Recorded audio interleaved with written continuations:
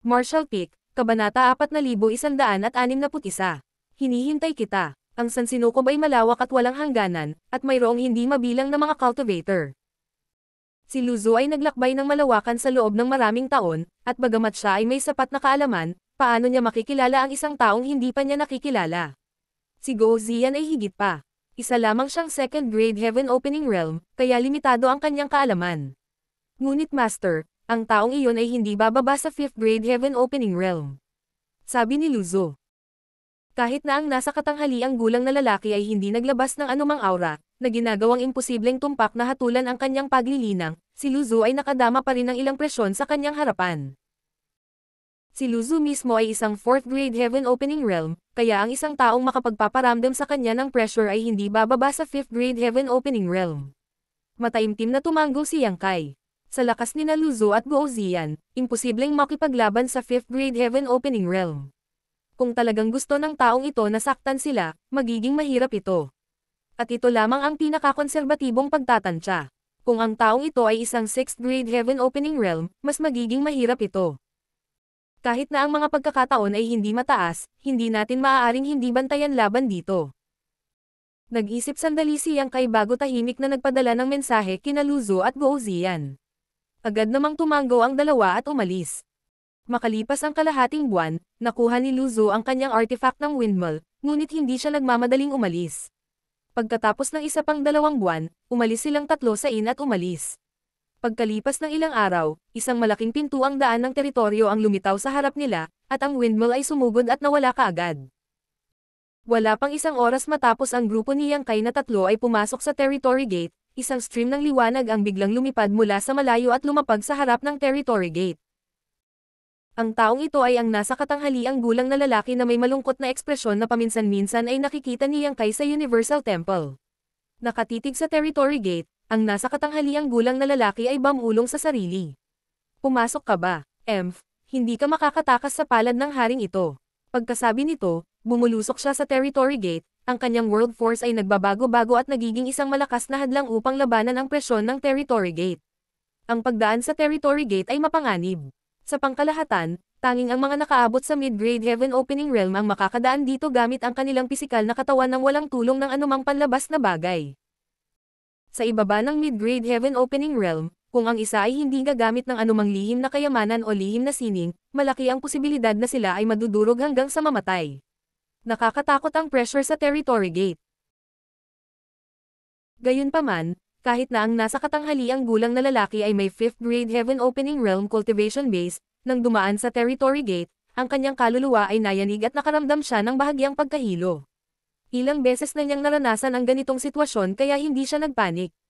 Upang maiwasang maalerto ang kaaway, hindi siya gumamit ng anumang artifact. Hindi nagtagal, lumabo ang paningin ng medyo may edad na at alam niyang nakarating na siya sa isa pang malaking teritoryo. Gayunpaman, bago pa niya mapatatag ang kanyang sarili, isang liwanag ng espada ang biglang tumama sa kanya mula sa tagiliran.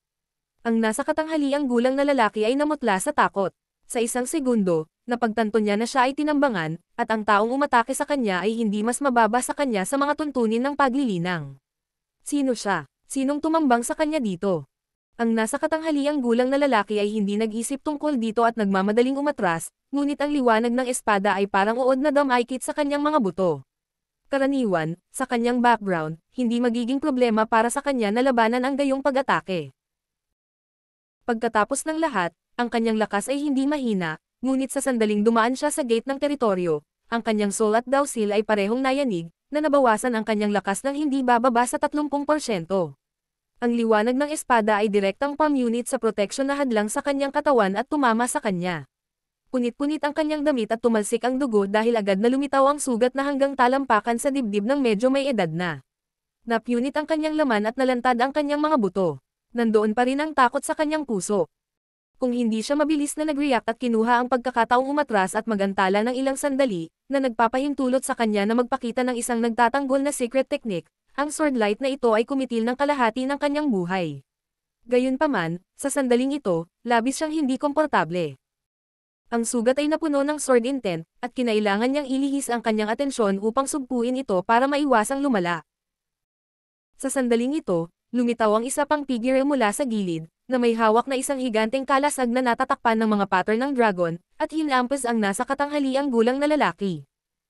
Ang nasa katanghaliang gulang na lalaki ay nahuli at napaatras, isang napakalaking puwersa ang bumalot sa kanyang katawan, dahilan upang siya ay matamba at lumuwan ng isang subo ng dugo. Muling kumislap ang liwanag ng espada, naging ulan ng mga espada na tumakip sa langit at tumakip sa kanya, bawat isa ay nagbabantang kitilin ang kanyang buhay. Gayunpaman, pagkaraan ng ilang sandali, medyo nakabawi ang nasa katanghaliang gulang na lalaki at sa isang dagandong, itinaas niya ang kanyang kamay at nagpatawag ng parang pala. Hinihimok ang kanyang world force, siya pala ang kaliwat kanan, nabasag ang liwanag ng espada. Sa huli, isa pa rin siyang veteranong 5th grade Heaven Opening Realm.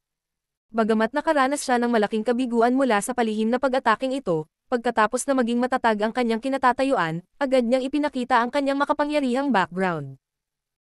Ang isa pang taong may hawak ng higanteng kalasag na natatakpan ng mga pattern ng dragon ay muling sumalakay, itinaas ang kanyang kalasag ng mataas at marahas itong binasag. Ang nasa katanghaliang gulang na lalaki ay nagngangalit sa galit. Isang walang kwentang 3rd grade Heaven Opening Realm ang nangahas na kumilos ng may pag-aalinlangan sa harap ng haring ito. Bagamat hindi niya nakita kung sino ang umatake sa kanya, sa sandaling ito, sa ilalim ng kanyang divine sense, naiintindihan niya na nakikipaglaban siya sa isang 5th grade Heaven Opening Realm at isang 3rd grade Heaven Opening Realm. Ang 5th grade Heaven Opening Realm ay may kaparehong kultibasyon sa kanya, na naging dahilan upang siya ay maging maingat, ngunit itong 3rd grade Heaven Opening Realm ay naglakas loob din na haplasan ang mga bigot ng tigre, na naging sanhi ng kanyang galit. Itinaas niya ang kanyang kamay at ikinuyong ito sa hangin. Isang mahabang parang latigo na artifact ang lumitaw sa kanyang kamay. Maririnig mula sa latigo ang tunog ng pag-agos ng ilog. Ang kapangyarihan ng tubig ay sagana. Ang artifact na ito ay pino mula sa isang malaking ilog. Ang Black River Whip ay humampas sa hangin at bumagsak sa higanteng kalasag. Napaungol ang higanteng kalasag dahil hindi nito kinaya ang bigat. Agad na lumitaw ang mga bitek sa ibabaw nito, at ang may-ari ng higanteng kalasag ay pinalipad na parang gulanit na sako. Patuloy na bumagsak ang kanyang katawan sa kawalan habang umaagos ang dugo sa kanyang bibig. Masyadong mahirap ang 3rd grade Heaven Opening Realm laban sa 5th grade Heaven Opening Realm. Kung hindi dahil sa ang higanteng kalasag mismo ay isang mahusay na defensive artifact, ang suntok na ito ay pumatay sa kanya sa lugar.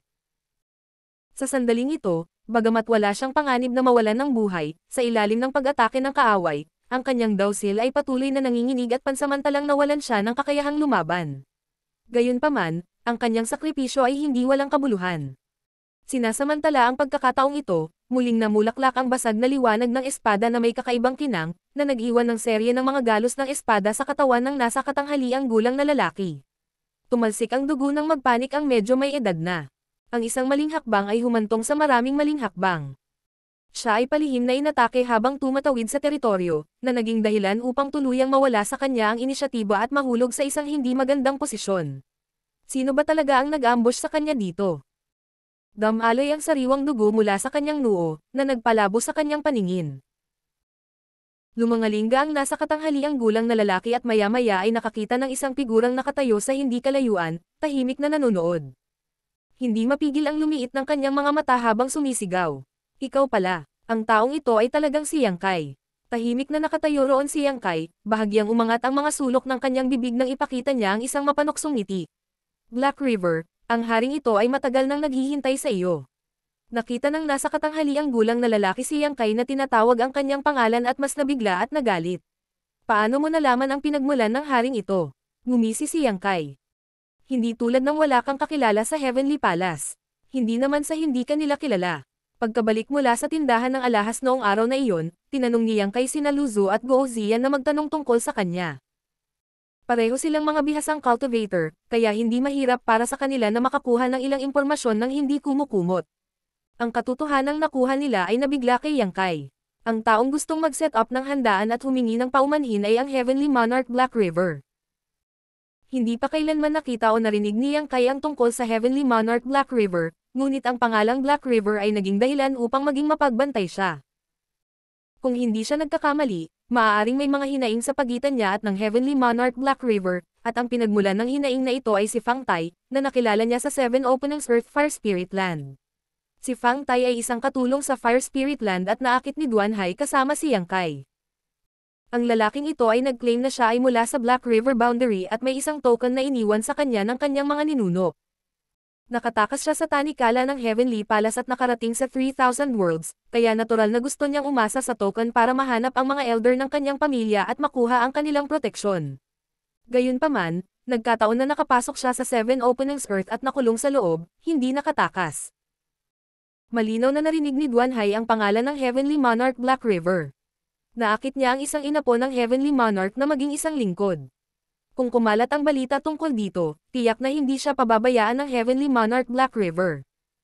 Upang maiwasan ang mga problema sa hinaharap, binalak niyang hayaang makatakas si Fang Tai mula sa 7 Openings Earth at pagkatapos ay inutusan si Yang Kai na habulin siya. Naalala pa rin ni Yang Kai na may dalawang lower grade Heaven Opening Realm na kasama niya sa oras na iyon. Natagpuan nila ang mga bakas ng Fang Tai sa isang universe world, at nilabanan siya ni Yang Kai ng isa-isa, pinatay siya gamit ang kanyang sibat. Noon din nakilala ni Yang Kai si Shu Huang, na humantong sa kaguluhan sa 7 Openings Earth. Si Shu Huang ay isang 5th grade Heaven Opening Realm. Nang patayin ni Yang Kai si Fang Tai, nagtago siya sa gilid at nakita niya ang lahat. Naramdaman niya ang ilang impormasyon sa loob at sinabi kay Yang Kai na mayroong paghihigpit sa katawan ni Fang Tai. Ang sinumang pumatay sa kanya ay mag-iiwan ng isang nakatagong tatak. Maliban na lang kung umaban si Yang Kai sa Heaven Opening Realm, hindi maalis ang brand na ito. Ang pinakamalaking paggamit ng tatak na ito ay upang makilala ang pumatay. Kung makatagpo niya ang may-ari ng tatak na ito sa hinaharap, agad siyang matukoy. Sa lahat ng oras na ito, hindi isinasapuso ni Yang Kai ang bagay na ito. Kung tutusin, napakalaki ng universo. Paano niya nagkataon na makatagpo ang may-ari ng tatak na ito? Ngunit sino ang mag-aakala na ang mga bagay ay nagkataon lamang? Nang malaman ni Yang Kai ang pangalan ng Heavenly Monarch Black River, agad siyang nag-react. Si Fang Tai ay nagmula sa Black River Realm, at ang taong iyon ay ang Heavenly Monarch Black River. Marahil siya ang nagtanim ng tatak sa Fang Tai. Kung ganoon talaga ang kaso, malalantad ang kaso ng pagpatay niya kay Fang Tai. Ang Heavenly Monarch Black River na ito ay tila pinili ang parehong piraso ng alahas na gaya niya sa tindahan ng alahas. Siguradong kusa siyang lumapit sa kanya para subukan siya. Dahil alam niya ito, paanong hindi mag-iingat si Yang Kai. Noong una, binalak niyang umalis sa Heavenly Palace sa kalahating buwan at magpatuloy sa kanyang paglalakbay.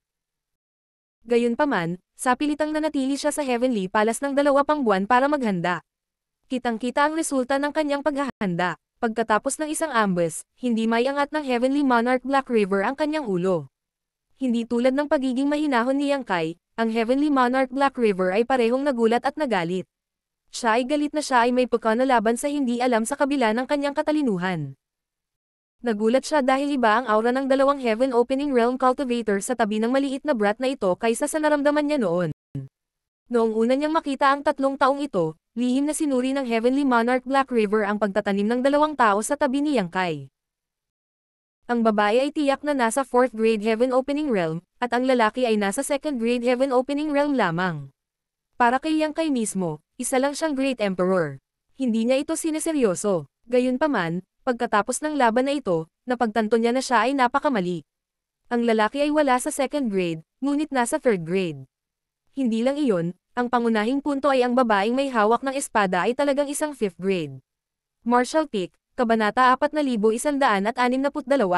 Hindi ako magiging madali sa iyo. Ang Heavenly Monarch Black River ay nasa ika-5 ranggo lamang, habang ang kultibasyon ng babaeng iyon ay walang pinagkaiba sa kanya. Isa pa, naambush siya, kaya natural na dehado siya. Napakatuso ng junior na ito na talagang pinatago niya sa kanyang mga subordinate ang kanilang mga aura at bitag siya. Nanlumo ang Heavenly Monarch Black River na malapit na siyang magsuka ng dugo. Akala niya ay gumamit sina Luzo at Go Ziyan ng ilang uri ng lihim na pamamaraan upang pigilan ang kanilang mga aura, ngunit ang mga bagay ay hindi tulad ng kanyang inaakala.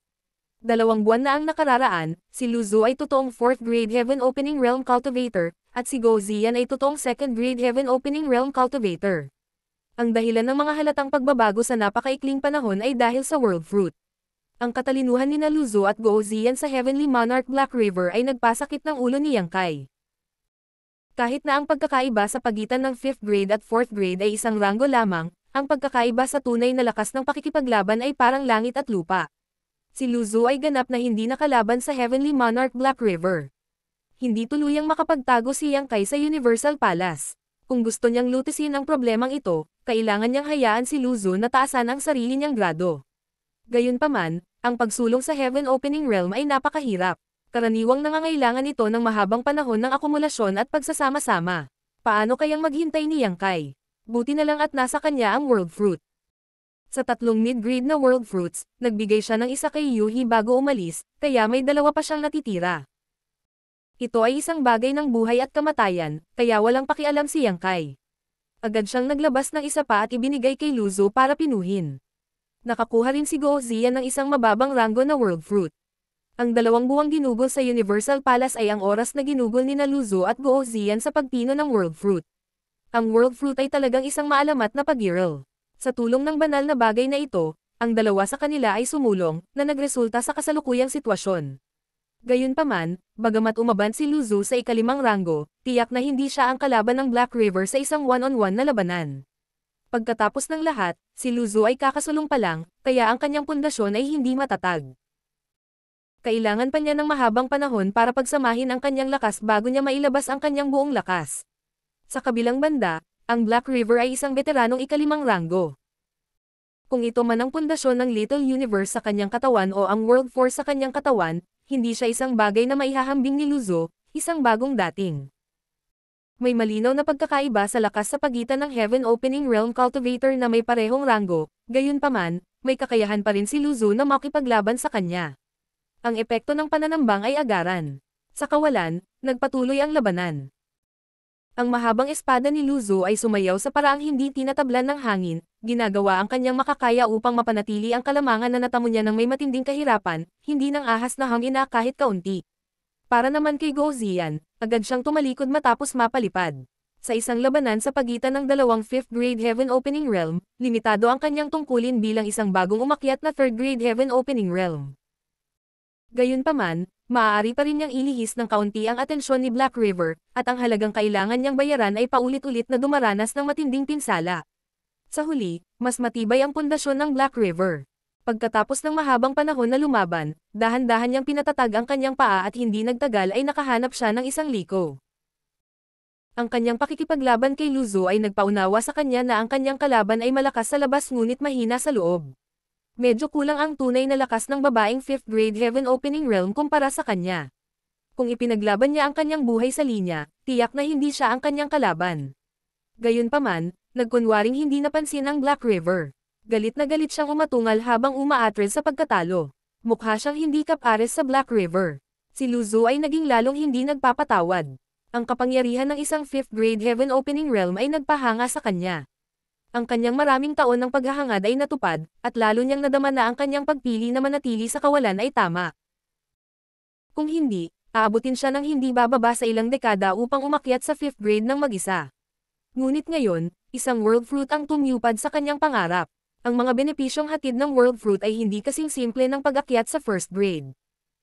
Ang pinakamalaking pakinabang ay pinahintulutan nitong tumaas ang kanyang mga limitasyon. Noong nakaraan, ang kanyang limitasyon ay ang 6th grade, na nasa loob pa rin ng middle grade Heaven Opening Realm. Ngunit ngayon, ang kanyang limitasyon ay ang 7th grade. Hindi niya akalain na magkakaroon siya ng pagkakataong sumilip sa karalagan ng isang high grade Heaven Opening Realm sa kanyang buhay. Nagdulot ito kay Luzo ng pasasalamat. Natural, gagawin niya ang lahat para protektahan ang kaligtasan ni Yang Kai. Ang Mighty Force of the World ay lumundag at bumuhos sa Aqua Sword sa kanyang kamay.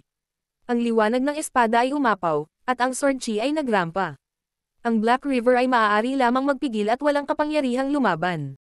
Sa tinding labanan, nahawakan ni Luzo ang isang kapintasan sa Heavenly Monarch Black River at sinaksak ang kanyang espada. Ang liwanag ng espada na ito ay kumikinang ng maliwanag. Ito ay ang buong pag-atake ni Luzo. Maging ang Black River, na isa ring 5th grade Heaven Opening Realm, ay mawawalan ng kalahati ng kanyang buhay kung siya ay sinaksak. Ngunit nang malapit nang magtagumpay ang espadang ito, nanunuya ang Heavenly Monarch Black River. Ang Black River Whip ay humampos sa hangin, at ang kanyang aura ay tumaas. Biglang naramdaman ni Luzo ang isang nakakatakot na puwersa na papalapit sa kanya. Pinigilan siya ng Mighty Force of the World, na ipinaramdam sa kanya na siya ay hindi magagapi. Ang taong ito ay nagtatago ng kanyang lakas sa lahat ng oras na ito. Nagulat si Luzo. Sa isang kisap mata, nabasag ang liwanag ng espada. Hinampas ng Black River Whip ang katawan ni Luzo. Sa mahinang pagungol, naramdaman ni Luzo na parang madudurog ang buong katawan niya. Ang mini-universe sa kanyang katawan ay nanginig, at ang mighty force of the world ay nagkagulo. Nang muli siyang tumangala, nakita niyang nakawala na ang Lord of Heaven Black River mula sa kanyang pagkakasalungat at umaakyat na patungo kay Yang Kai. Siya ay nahulog sa kanyang bitag. Nagngangalit si Luzo. Paanong hindi niya malalaman na siya ay nahuli sa isang sandali ng kawalang ingat? Malinaw na mayroon lakas si Heihi na paikutan ang tubig, ngunit sa lahat ng oras na ito ay itinatago niya ang kanyang lakas, naghihintay sa sandaling ito na umatake. Ang kanyang target mula simula hanggang wakas ay si Yang Kai lamang. Ang tatlong grupo ni Yang Kai ay palaging pinamumunuan niya. Ito ay malinaw. Hindi magiging madali para sa Heavenly Monarch Black River na patayin si Luzo. Ngunit hanggat nahuli niya si Yang Kai, ang labanang ito ay matatapos sa isang iglap. Sa oras na iyon, kasama si Yang Kai sa kanyang mga kamay, maaari siyang magpasya kung aalis o mananatili. May magandang plano ang Heavenly Monarch Black River. Si Luzo ay nalubog sa kapangyarihan ng 5th grade Heaven Opening Realm at hindi niya napansin. Nang mag-react siya, huli na ang lahat. Habang siya ay umaatres, si Luzo ay nagngangalit ang kanyang mga ngipin. Biglang nahati ang glabela niya na para bang may tumubo na third eye sa kanyang noo. Glabella Sword. Ang hakbang na ito ay ang trump card ni Luzo. Hindi niya ito gagamitin sa ilalim ng normal na mga pangyayari dahil nakakonsumo ito ng sobrang lakas. Ngayong nasa linya na ang buhay ni Yang Kai, sinisi niya ang kanyang sarili at wala siyang masyadong pakialam. Isang illusory sword light ang nawasak mula sa kanyang glabella. Hindi ito kahanga-hanga. Tahimik ito at puno ng nakatagong layuning pagpatay. Ang liwanag ng espada ay umalis sa kanyang katawan at tumama sa likod ng Heavenly Monarch Black River. Kasabay nito, mukhang takot na takot si Yang Kai. Dinilat niya ang kanyang mga mata at pasuray-suray na paatras. Sumigaw siya, "Huwag kang lalapit. Kung lalapit ka man, hindi ako magiging magalang sa iyo." Ang kanyang pananakot na salita ay nagpatawa sa Lord of Heaven Black River. "Junior, maglakas loob ka bang patayin ang aking inapo?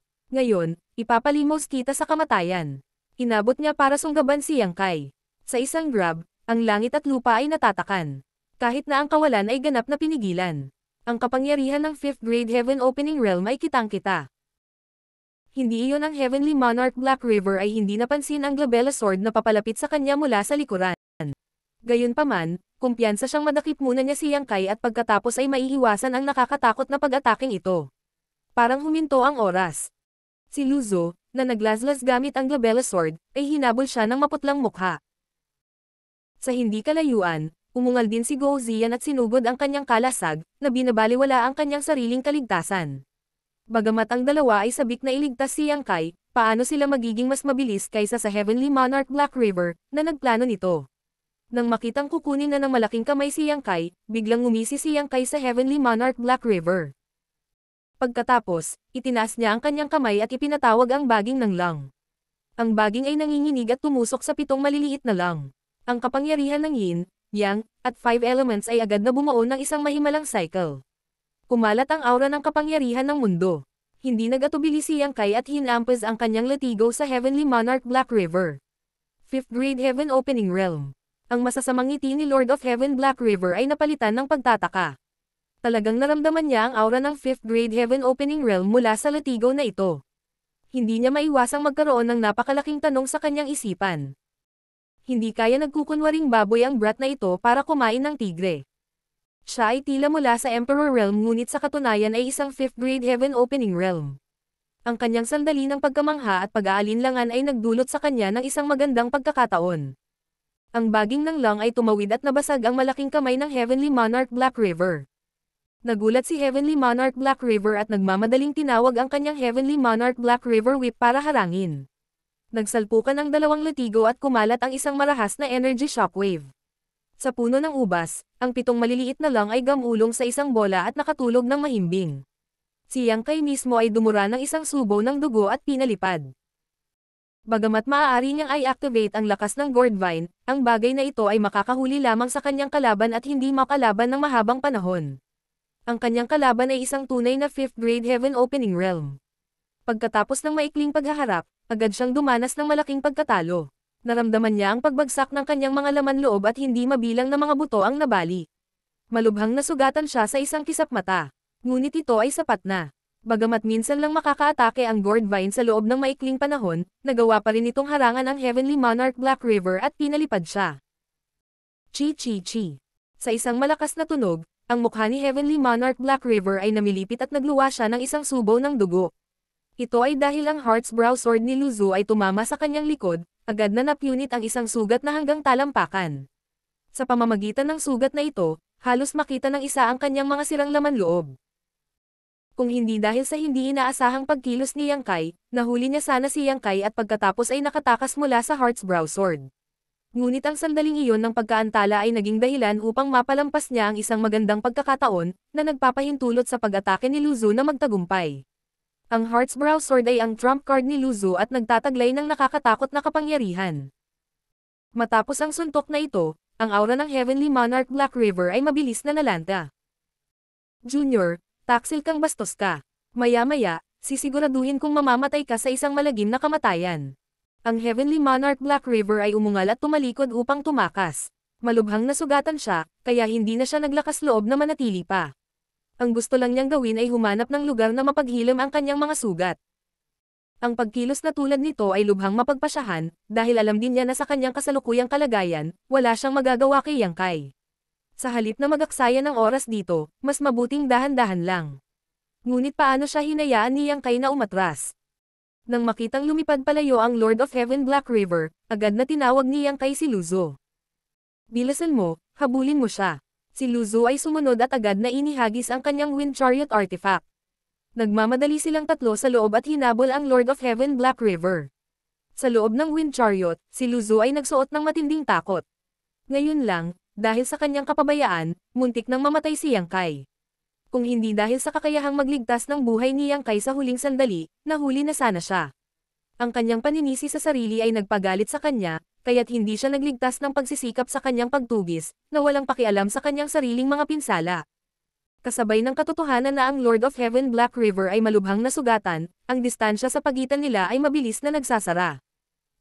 Hindi na kailangang magmadali, tila nakita ni Yang Kai ang iniisip ni Lu Zu at inaliw siya bago umupo ng naka-crossleg kasama si Guo Ziyan at uminom ng mga table tasks para linisin.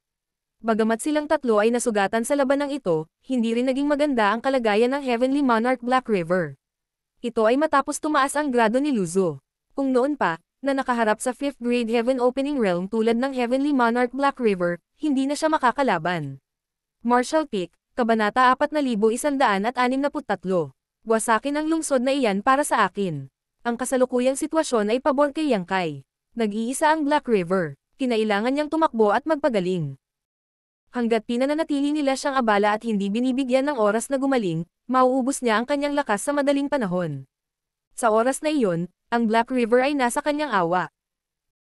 Malinaw na napagtanto ito ni Black River at pilit na tinangka na iwaksi ang mga humahabol sa kanya. Gayunpaman, siya ay nasugatan ng husto. Paano siya nagtagumpay ng ganoon, Kai? Habang tumatakas ang dalawang partido, tinawid nila ang higit sa kalahati ng teritoryo. Habang hinahabol nila, patuloy na umaatake si Lu Zu, na naglalalas ng sunod-sunod na nakakagulat na sinag ng espada. Bagamat wala siyang magawa kay Black River dahil sa layo, natakot siya nang wala sa sarili. Wala na siyang oras para huminto at magpagaling. Junior, huwag kang masyadong lumayo. Kahit kuneho ay kakagaitin kapag na-corner. At worst, ang haring ito ay mamamatay kasama mo. Galit na sigaw ni Black River. Tumayo si Yang Kai sa windmill at nginisyan, hindi natinag. Ang mas maraming Black River ay kumilos tulad nito, mas ipinapakita nito na siya ay nasa dulo ng kanyang kalsada.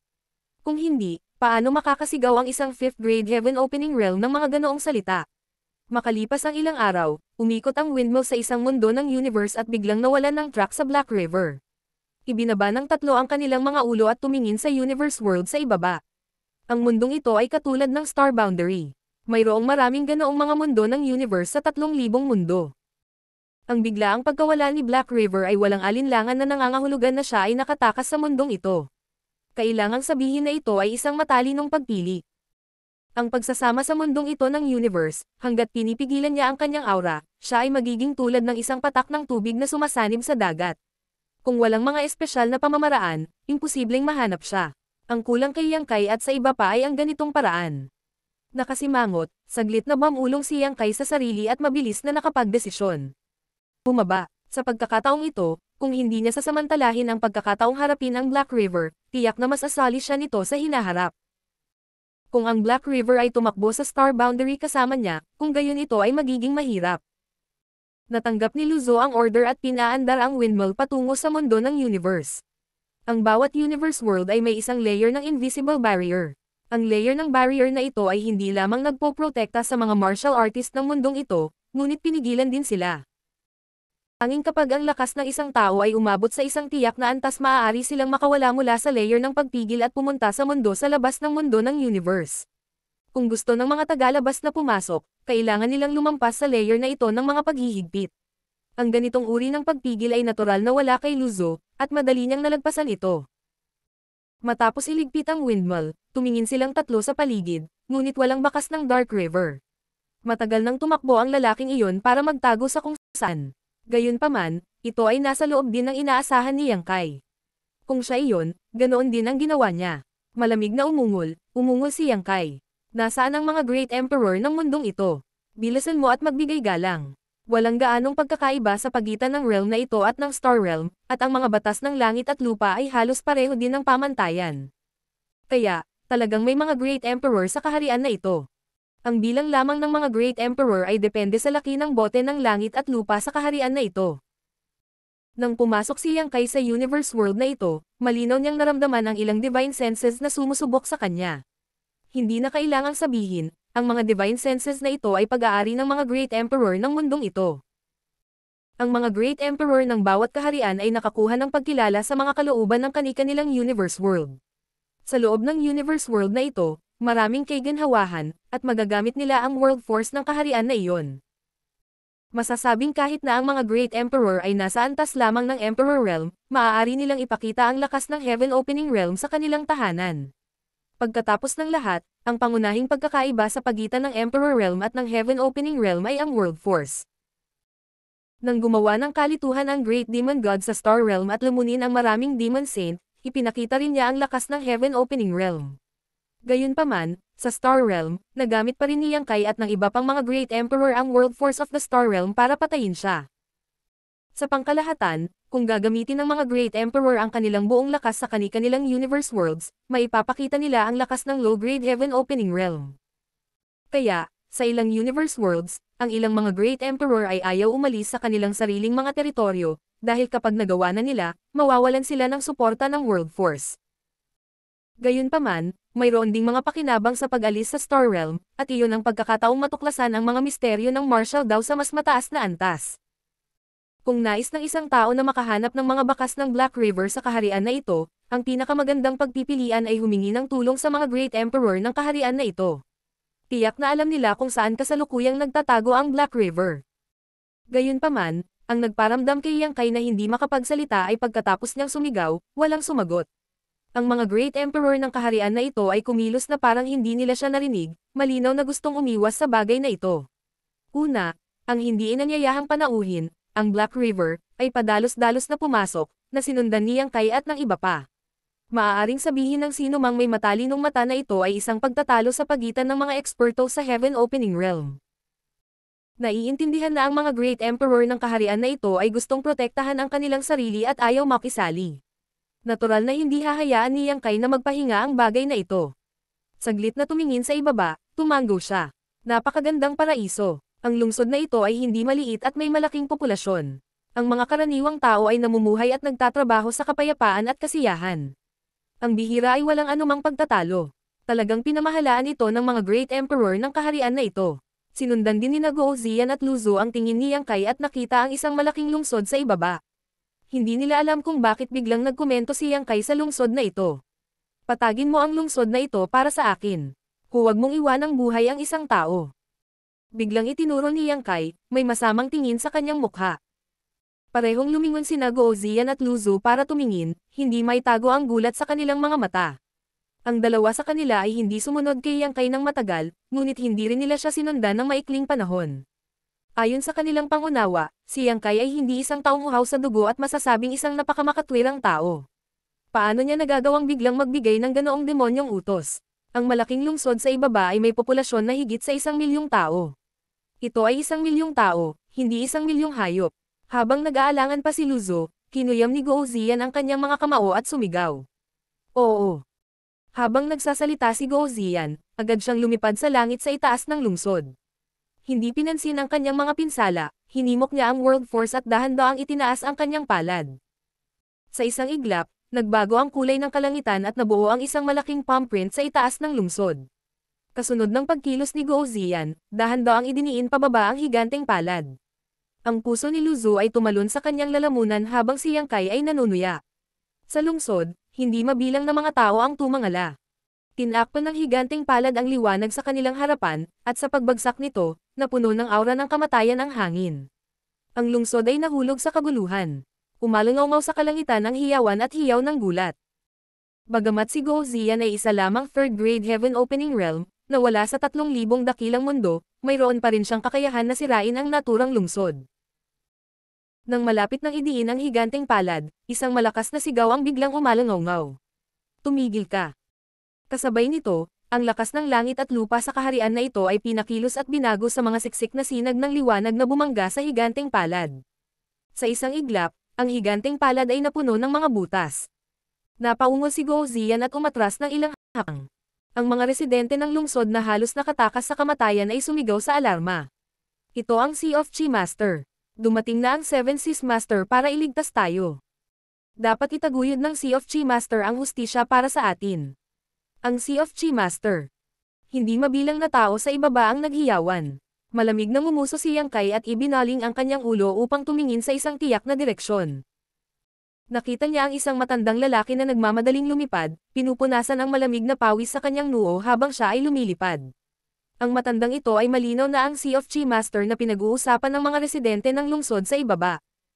Kung maaari, natural na ayaw niyang lumitaw at lumahok sa gayong labanan sa pagitan ng Heaven Opening Realm, ngunit binyantaan ni Yang Kai ang buhay ng milyon-milyong residente ng lungsod sa ibaba, kaya kahit na ayaw niya, kailangan niyang magpakita. Pagkatapos ng lahat, isa siya sa mga Great Emperor na kinilala ng World Will. Kung nakaupo lang siya at walang pakialam sa buhay ng mga tao rito, malaki ang posibilidad na siya ay makaranas ng backlash mula sa World Will. Si Yang Kai ay isa rin sa mga Great Emperor, kaya alam na alam niya ito.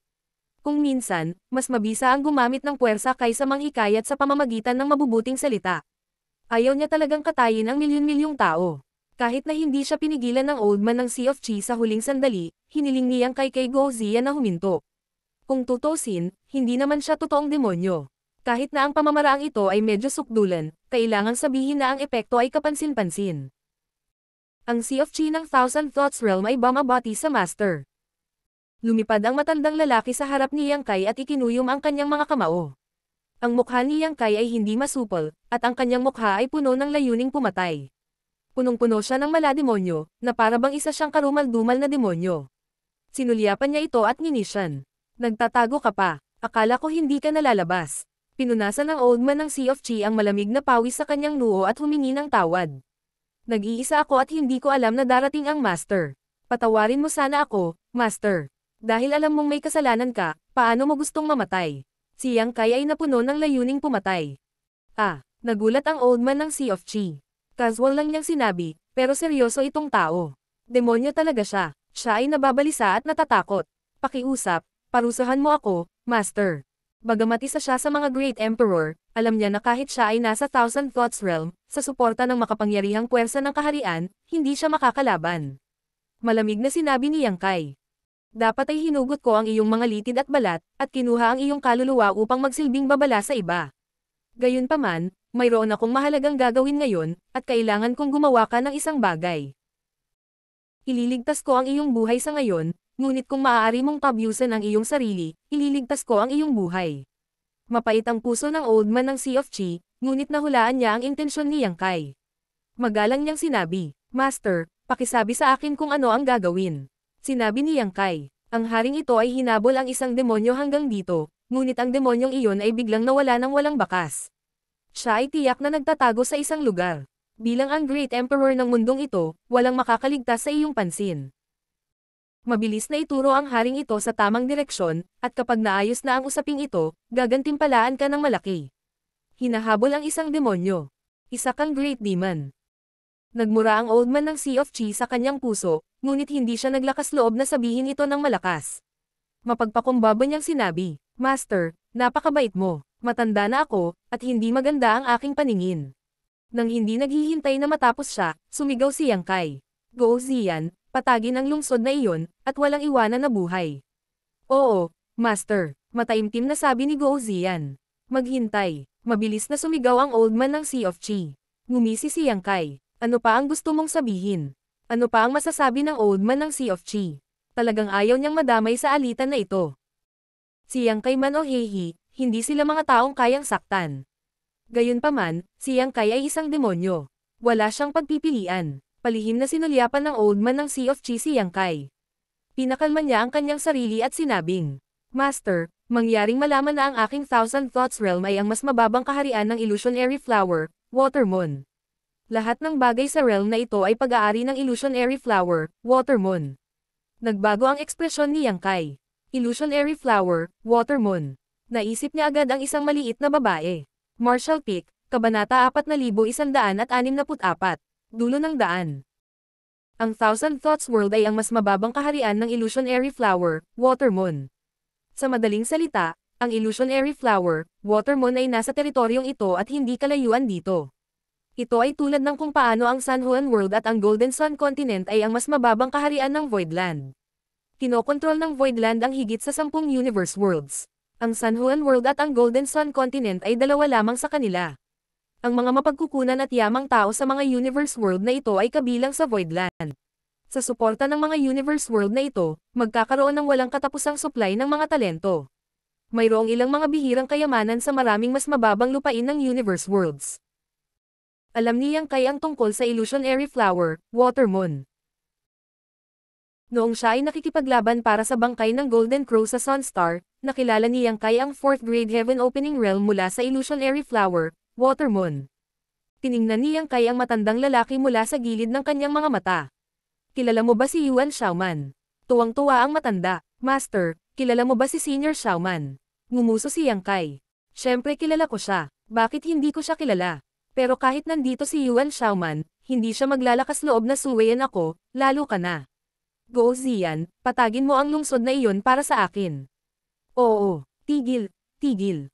Gulat na gulat ang matanda. Inilabas niya ang Illusionary Flower, Watermoon para mag-alinlangan si Yang Kai. Sino ang nakakaalam na ang taong nasa harap niya ay walang pakialam sa upper sect? Kahit na alam niyang ito ang lower realm ng Illusionary Flower, Watermoon, hindi siya natatakot. Sino ang nasaktan ng Thousand Thoughts World?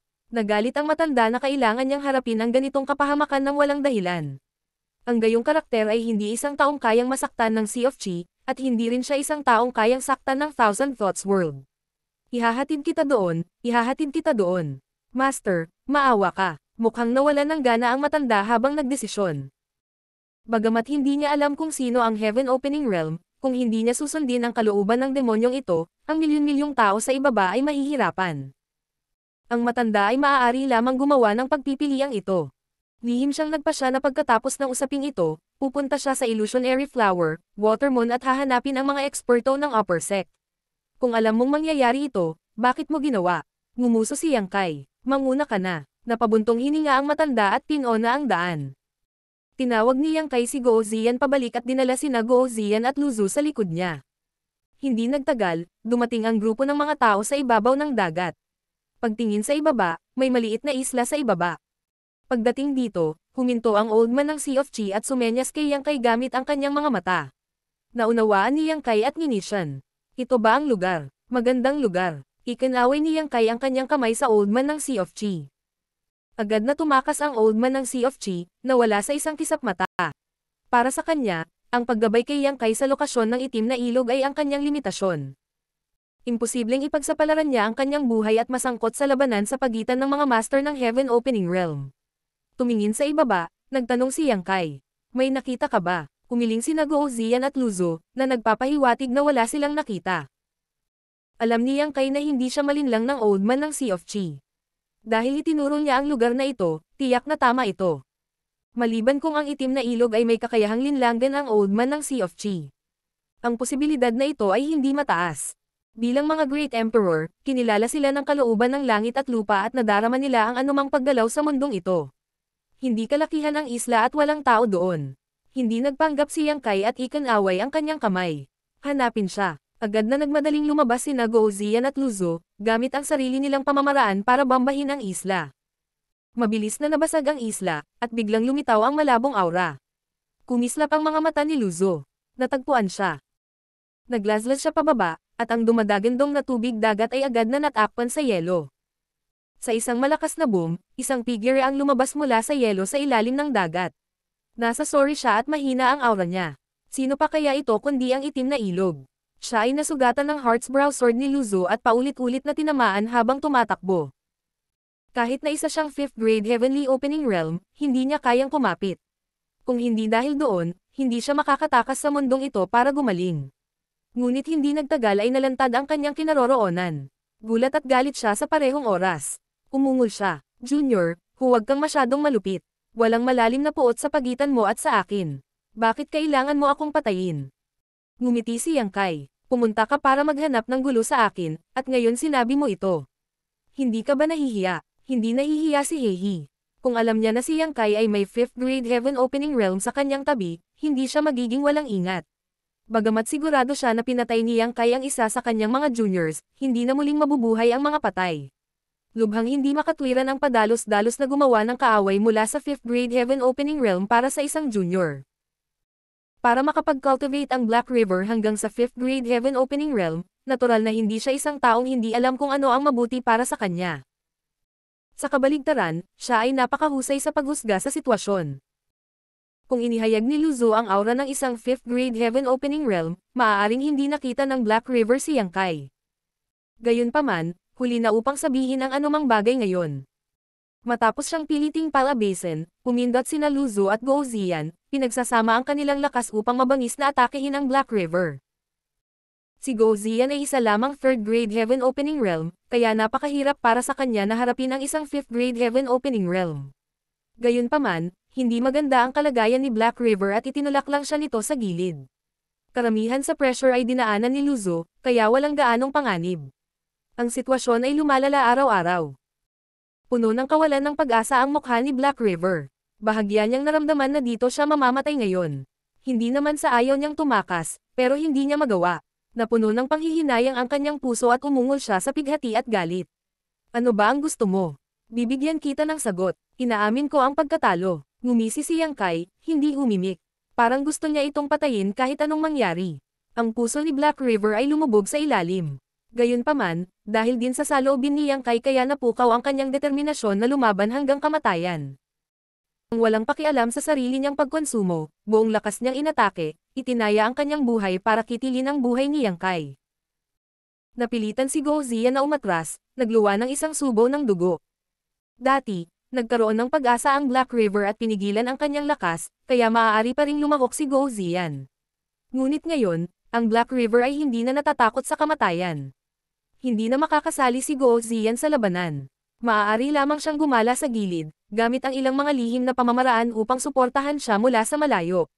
Sa isang malakas na putok, lumitaw ang isang bunganga na ilang daang milya ang lapad sa ibabaw ng dagat. Ang tubig dagat sa bunganga ay sumangga at ang mundo ay humugang.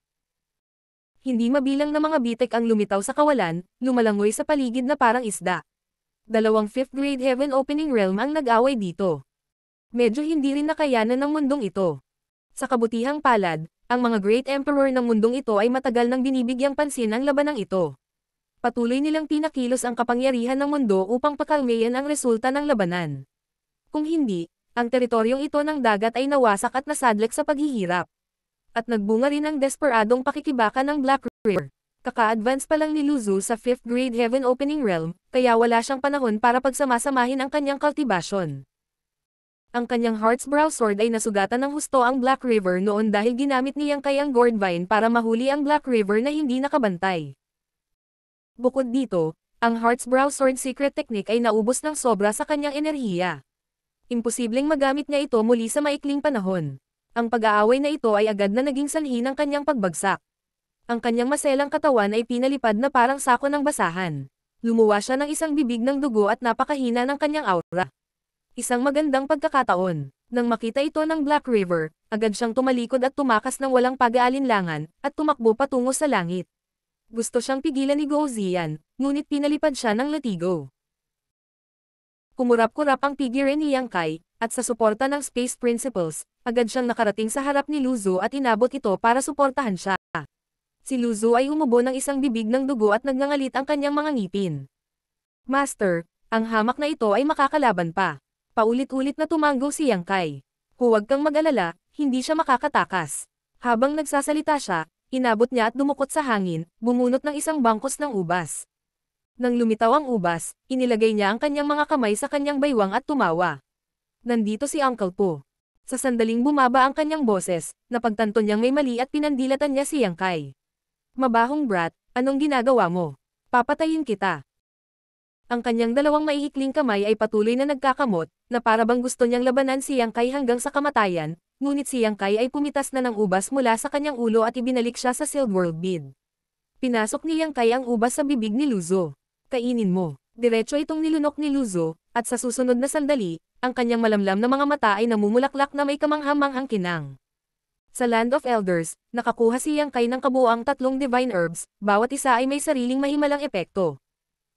Kabilang sa mga ito, ang Profound Colored Illusory Mushroom ay may hindi pangkaraniwang hallucinogenic effect, at ang Gourd Vine ay mas nakakamangha. Ang 7 maliliit na gourds ay naglalaman ng yin-yang at 5 elements force ng 5th grade. Sa tulong ng Gourd Vine, maaari siyang sumabog sa pamamagitan ng 5th grade heaven opening power. Bagamat walang kakayahan ang Pubaishyong nalabanan ang mga kaaway, ito ay isang divine herbs para sa paggaling at pagpapagaling. Nakainan ni Yang Kai ang 2 ubas noon, kaya natural na malalim ang pagkakaunawa niya dito. Sumabog sa kanyang tiyan ang lumalagong epektong panggamot, at isang marilag na sigla ang nagpalusog sa kanyang pangangatawan at meridian. Sa isang kisap mata, ang mga sugat ni Luzu ay halos gumaling, at ang kanyang orihinal na mahinang aura ay muling nawala. Maraming salamat, Master. Pasasalamat na sabi ni Luzu. Abutan mo siya, pero huwag mo siyang patayin. Utos ni Yang Kai. Tumango si Luzu at naging sword light, diretsyong bumaril sa langit at nawala sa isang kisap mata. Pumunta si Yang Kai sa tabi ni Guo Ziyan at sinuri siya, nakitang ayos lang siya, ngunit nakakonsumo siya ng sobrang lakas. Bagamat nasugatan siya, hindi naman ito masyadong seryoso. Pagkaraan ng ilang sandali, sumugod din sa langit sina Yang Kai at Guo Ziyan. Pagkaalis nilang tatlo, sa kalangitan sa itaas ng magulong teritoryo ng dagat, sunod-sunod na lumitaw ang figure. Ang mga taong ito ay pinamunuan ng Old Man ng Sea of Chi, at may kabuoang 9 sa kanila, lahat sila ay Great Emperor ng kaharian na ito. Sa pagtingin sa nawasak na larangan ng digmaan, ang umuusok na tubig dagat, at ang mga nabasag na batas, ang mga Great Emperor ay may malungkot na mga ekspresyon, takot na nananatili sa kanilang mga puso. Ito ay tunay na isang kaso ng pag-upo sa bahay at sakuna na bumababa mula sa langit. Gayunpaman, ang labanang ito ay may kinalaman sa Heaven Opening Realm, kaya wala silang kapangyarihang pigilan ito. Sa kabutihang palad, mabilis na natapos ang labanang ito at walang masyadong epekto sa larangang ito. May kakaiba dito. Ang isa sa mga Great Emperor ay biglang nakatuklas ng isang bagay at inabot ang kanyang kamay, hinayla ang isang space ring sa kanyang kamay.